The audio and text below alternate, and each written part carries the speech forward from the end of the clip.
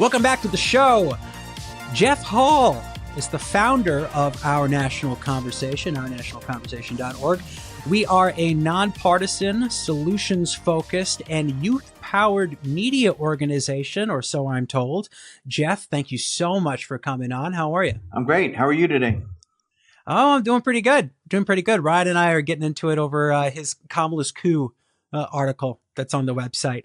Now, you're not only a founder, but you are also a contributor. Contributor meaning what? Yeah, I read an article that you wrote for Our National Conversation, reporting in from Tim Walz's country by Jeff Hall. I had some thoughts. Okay. I found some things kind of interesting. Let me just quote real quick from your article. You said, one of my Republican friends keeps sending me emails that try and paint Minnesota as a place where left-wing crazies hang out and plot their socialist schemes. I'm sorry, this just doesn't match with reality. Minnesota isn't a crazy place, not at all. So yeah, I mean, Tim Walz has been facing a lot of criticism. It doesn't really seem to be sticking, but Minnesota has experienced some collateral damage. I was interested in seeing what that was. So I saw this tweet from a Minnesota representative, Pete Stauber, who's trashed the state, or maybe just trashed how Tim Walz governs it. I wanted to read this tweet to you and see what you have to say about his, because maybe this is, it'll sound similar to your Republican friend. Maybe Pete Stauber is your Republican friend. I don't know. But No. let me read this tweet to you real quick, and then I want to hear your thoughts on it. So this is a list. He posted a list of all the problems. 1, gave driver's licenses to illegal immigrants so they can vote. 2, wants to make Minnesota a sanctuary state for illegals. 3, $19 billion budget surplus squandered. 4, taxes raised by $10 billion. Went on a spending spree with Minnesota's taxpayer money that increased spending by nearly 50%. Let Minneapolis burn for 3 days. Taxed Minnesotans on COVID relief, put tampons in boys' bathrooms, allowed men in women's sports, and allowed children to permanently alter their bodies without parental consent. This is pretty tough language for Tim Walz, who I like. But I as someone who's from Minnesota, are you from Minnesota, by the way? No, not at all. My daughter lives there. She and her husband and their 2 kids just moved there last year. So I've only been 2 or 3 times, and usually for 4 or 5 days at a time. So, but I'm getting to know it. I do like it. What do you make of this criticism? What do you make of this stuff? Well, a lot of what you just said is new to me. I haven't done any research on any of this, but I do have this Republican friend who's constantly sending me emails and texts about how horrible all Democrats are. And when he sent this one recently about Minnesota being just, the worst place on earth, I thought, well, that doesn't feel right to me, because when I go there, everybody seems so happy and everybody seems so nice. You go into a store and they take their time, they chit chat with you, they want to know, who you are, where you're from, all that good stuff. And it just seems like if it's such a miserable place, then why are people so happy? And I actually did some Googling around just to do some quick research. And according to some of the data I found, they said Minnesota is the 4th happiest state in America. Now, how they came up with this listing, I have no idea what the science is behind it. And that felt about right to me. I live in Los Angeles right now, and it seems like this is a very cranky city by comparison to Minneapolis. And then I also saw that they have a $3.5 billion budget surplus, which I thought sounded impressive because California is going the opposite direction rapidly. I wasn't aware of this idea that there was a bigger surplus before, and now it's smaller than. Well, I mean, I should just say, this is a political representative. All of this could be lies. I don't know. Yeah. I didn't do the due diligence. Maybe I should have, but nah. I didn't want to talk about it that much. I just wanted to get your initial hot take on it.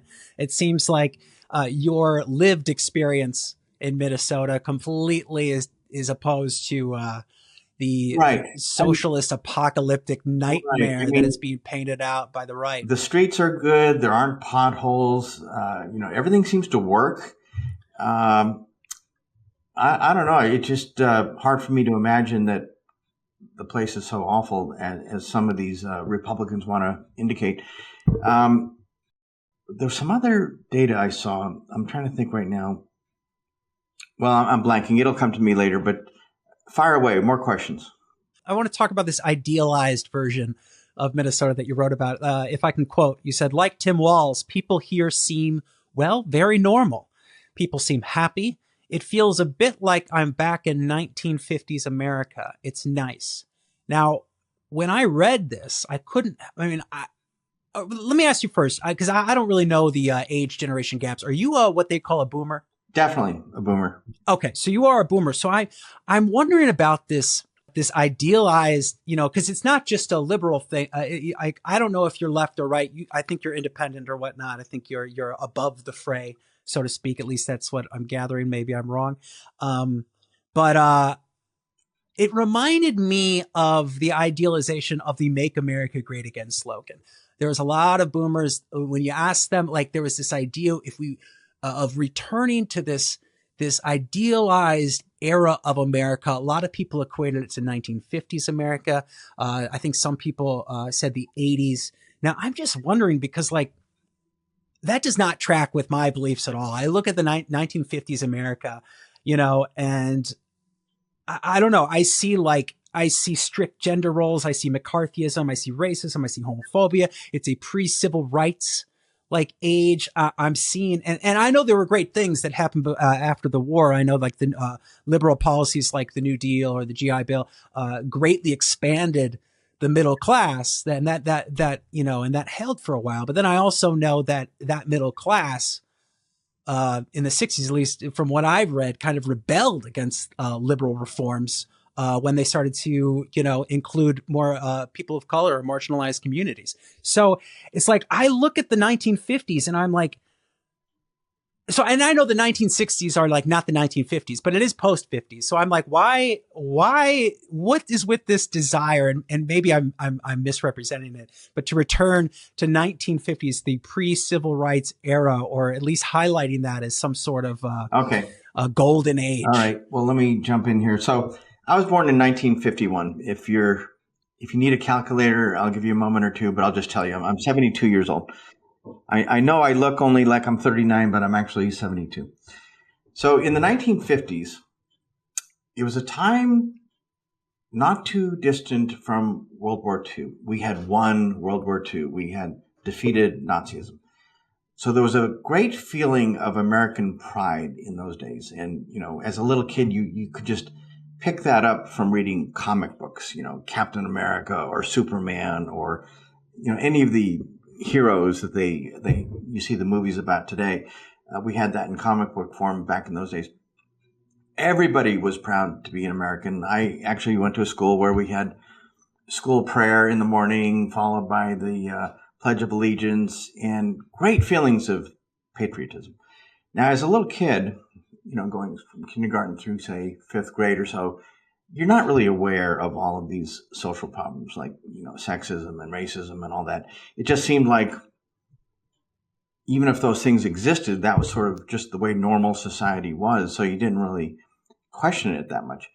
Now, we did begin to question things after the JFK assassination in 1963. I was 12 years old when that happened, and it was maybe my worst recollection of any political event that has happened ever since.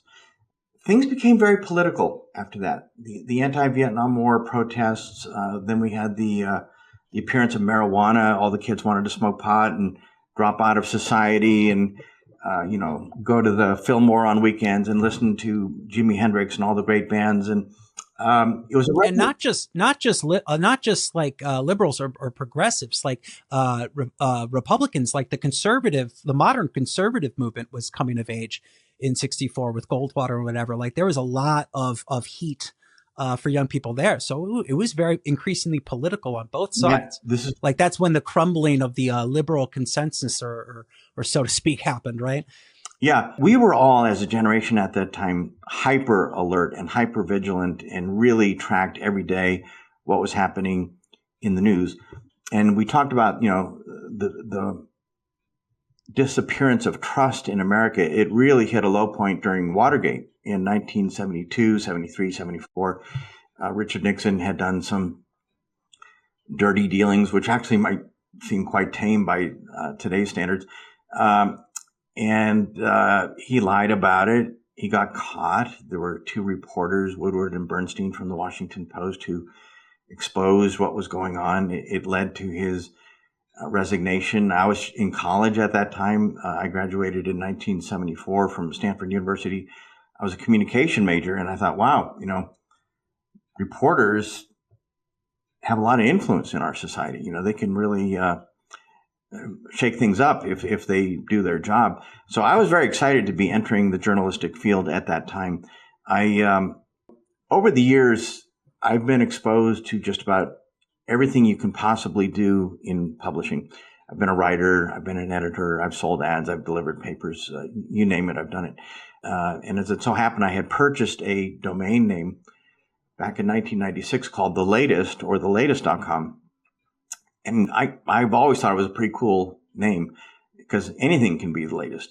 It's newsy, it could be e-commerce, it could be about gossip or tech or anything. So we started a website called thelatest.com. It was a news aggregator. We recently took it down so that we could focus on our national conversation exclusively. But the one thing we learned from The Latest was that people liked the fact that we were nonpartisan and showed both sides. So if it was a political story, we'd show you how New York Times, BBC, Al Jazeera, Fox News, how they were all treating the same story at the same time. You could click through and see the different versions of the same story. So we got so much good feedback about that. That's what prompted me to move in the direction of starting our national conversation. Because all right, this is a perfect segue. Yeah. Forget talking about Tim Walz, because this is something I really want to talk to you. I'm a new intern at our national conversation. I've only been here like a month or two. As far as I am aware, would this be a good, our national conversation is a nonpartisan, solutions-focused, and youth-powered media organization founded in February 2020 at the beginning of the pandemic, run remotely by student interns across the country. It was started with the belief that Americans are tired of finger-pointing and toxic partisanship, and that the media needs more open-minded conversation and collaborative problem solving. Is that a fair representation of the organization, or is there anything you want to add? I'm going to add just a little bit. I know the students like to say that they are running everything, but trust me, I need to insert some guardrails from time to time just to make sure they don't drive the hot rod off the edge of the cliff. But it's a fun mix. We do have some older advisors, people my age, people in their 50s, 60s, 70s who work with the students. They add a lot to the conversation, and I think the students genuinely appreciate having access to these people. So yes, it's youth powered. That's how I describe it. I wouldn't say it's youth run. Maybe one day that will happen, but we're not quite there yet. Yeah, so let's talk about our national conversation. How'd you come up with the idea, and what made you stick with it for the past 4 years? The way this all happened, it was kind of a freak of history. In February, I put an ad on a site called chegg.com, chegg.com. It's a site where students go to find internships, and it's a place for people like me to post internships so that I can find students. And in a normal year, I've been doing this for years. In a normal year, we'd get 4 or 5 applications, and maybe 1 or 2 would actually come to Los Angeles. We did everything in an office at that time. The virtual thing hadn't really started yet. And sure enough, by the end of February of 2020, I had my normal 4 or 5 applicants. And then COVID hit. It was in March, as you might recall. And the world just shut down overnight. And all these students got back to me and said, well, we can't come to Los Angeles this summer. We can't even get an airplane ticket. And our classes are now shut down. And my summer job got canceled, our summer school classes got canceled, our other internships got canceled. So everything was getting canceled. And one of the students said, it was a psychic shock. Yeah. I remember it very well. Yeah, well, here's the thing. So one of the students says to me, why don't we just do this thing virtually? Can't we just do it using Zoom and Slack and Google Drive and all that? And I said, well, sure, why not? Now, I'm older, so some of this new technology doesn't come as easily to me as it does to the younger folks. But very quickly, we set up shop and we went virtual. And then I went back into the Chegg ad and flipped the switch on it. And I said, virtual internships are okay. Remote is okay. You don't have to come to Los Angeles to do this internship. Overnight, we started getting hundreds of applications a day. And I listened to these students, and it was very clear what was happening out there. They had already lost all their other internships or their summer jobs or anything, and they had nothing else to do. And they were scared. I mean, the world was a scary place at that time. We had COVID. People thought that Donald Trump was going to win. That was scaring some of the young people. We have climate change. That scared people. We had the George Floyd murder in was it May or June of that year? It just seemed like everything was falling apart very quickly, and people were scared. And so they thought, okay, let's start a media company where we can talk about all this stuff and come up with actual proposals to help solve the problems. So, oh yeah, that's actually, and you guys, and we, because I'm a member of the organization right now, we have a book. Like, you published a book called Let's Fix America. It's hundreds of pages worth of policy proposals, sort of like a Project 2025 for our national conversation, I guess. Yeah. But when assembling those proposals, because I know that is a focus of our national, is not just calling out the problem, but trying to come up with solutions. You have a what's called an 8-way test in the book. Do you remember what those are? Oh God, it's been a while. I do. The 8-way test being common sense, big enough. Where'd he go? Ladies and gentlemen, Jeff's going rogue. I'm looking for the book. Okay, great. I have a digital copy, so I don't even have, there it is. Now, do the interns get a physical copy? Can I get a physical copy? Yes, absolutely. Absolutely. You can go to our website or you can go to Amazon and buy it there. It's I've already bought it, Jeff. I'm not going to buy it again. Okay. I've already bought it. I'm curious, though, the difference between the physical copy and the digital copy. But yeah, so the 8-way test, common sense, big enough, simple enough, non-partisan, fair, cost-effective, popular support, and integrated. Do you want to talk a little bit about that? Yeah. Okay, so we didn't want this to be just a bunch of left-wing ideas or just a bunch of right-wing ideas. We wanted to really seek out the center where reasonable compromises could be made. And we came up with a rule, which was all of our proposals should meet with 60% or more approval from the American people. And the way we determined that was we had a team of student pollsters who scoured all the existing polls out there, and they would come back and say, yes, 64% of American people think there should be choice when it comes to the issue of reproductive rights. I don't know if 64% is the right number. It might be 68% or 65%. It's somewhere in that range. So that passed the test. So the students, I never told them what they could or could not write. I just said that in doing their research, they had to interview a mix of liberal, moderate, and conservative experts, and they had to pass this 60% or more test. So the proposals seem very... Yeah, because, and I want to add, it's important. And the reason why this is important is, I mean, when we're into politics, a lot of times we're into political idealism, right? And with that comes purity test. And it's easy to dismiss like another side outright.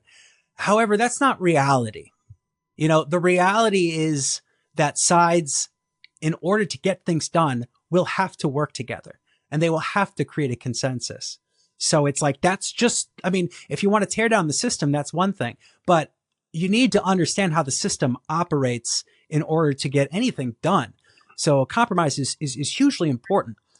Yeah, we don't think compromise is a dirty word. Now, I've got friends on the left and the right who are, so partisan that they actually do think compromise is a dirty word, and they're really willing to fight over all this stuff. But I just like people to be rational and to not yell at each other. One of the things I don't like about media these days is, and I watch a lot, I'm a news junkie, but if you go on CNN or MSNBC or Fox or any of them, they start talking, and before you know it, they're all talking over each other, and they're all yelling at each other. And before you know it, you can't even hear what they're saying. I can't stand that. So I'm one of these people, my conservative friends think I'm very liberal. My liberal friends think I'm very conservative. And I find I often have to kind of explain to the other side what the other side is saying. Okay, so I've got this Republican friend. We get together often for lunch, and we chit-chat about politics, and most of the time it goes well and we have a good time. Sometimes it doesn't. Sometimes it gets pretty tense. But I remember saying to him one time, when all this talk was flying around about Donald Trump stealing the election or attempting to steal the election, and I said, well, what about this lawsuit from Dominion Voting Systems, claiming defamation against the Pillow guy and Mike Pillow. Yeah, I know Mike Pillow. Giuliani and Fox News and all this stuff. And he had no idea what I was talking about.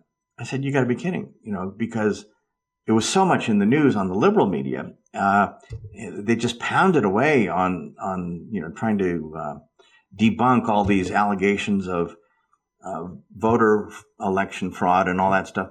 And this guy hadn't even heard of it. And I had to Google it on my phone and hand it to him. And I think he was in shock. So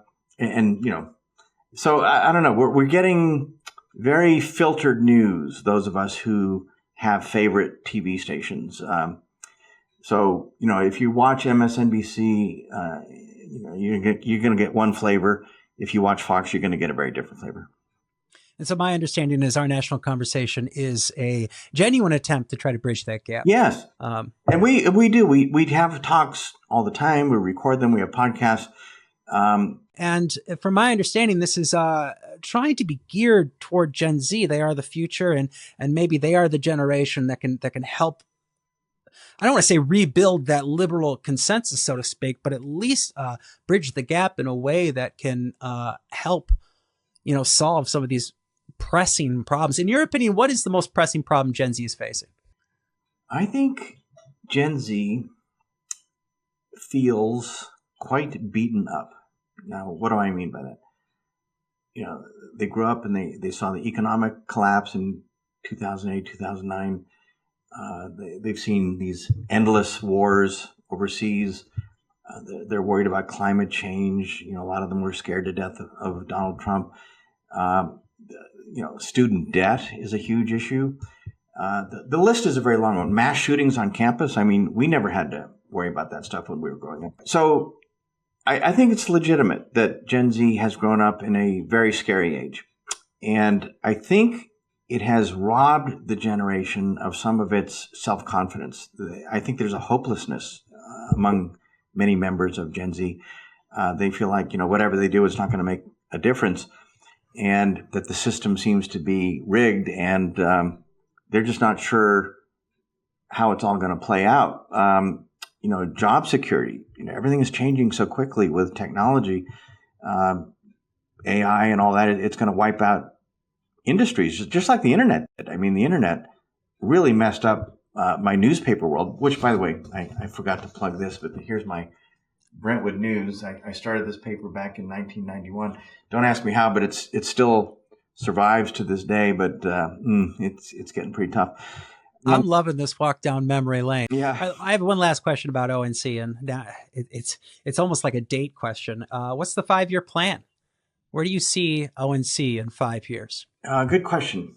Some people have asked if our secret hidden agenda is to become a third party, a centrist party. The answer to that one is no. We actually are a nonprofit, and in order to qualify as a 501c3 nonprofit, you have to kind of pledge to be nonpartisan.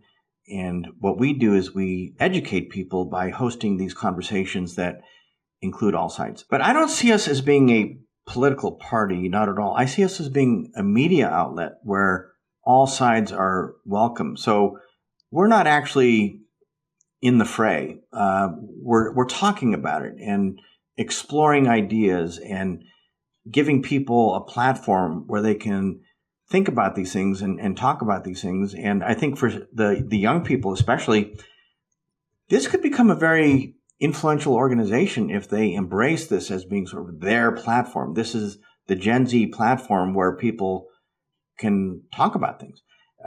We didn't start off, by the way, with this Gen Z idea. That really came about more as a result of COVID and all of the applications that we got. Suddenly we had this network of students all around the country. We've had over 800 students so far, and many of us stay in touch to this day. And, you know, one day this could become something important. We have an alumni association now. I think several of our students will go on to run for political office. Many will become CEOs. Some will become professors. I mean, I think they're getting really good training here. And one of the things I'm proud of, and that my fellow older mentors, I think, are proud of, is we're giving students confidence that they actually can do pretty much whatever they want to do if they just set their minds to it. So this idea that they've been beaten down, that's how they arrive. But I don't want them to leave that way. I want them to leave ONC with hope that they can actually do great things. And I think some of these students are going to go on to become president of the United States one day. I really do. I just hope I'm still alive, and I hope they invite me. Well, I hope it's not Ryan Delaney. No, I'm just kidding. I'm just kidding. But it was excellent talking to you, Jeff. I would love to get you back on the show and talk to you in the future. Okay. Anytime. That was Jeff Hall, founder of ONC, our nationalconversation.org. Hit the like button. Let Jeff know you're listening and that he's not just some Tim Walz lookalike shouting in the wind. Subscribe, like, leave a comment. Let us know what you think. It's a continuing conversation, people.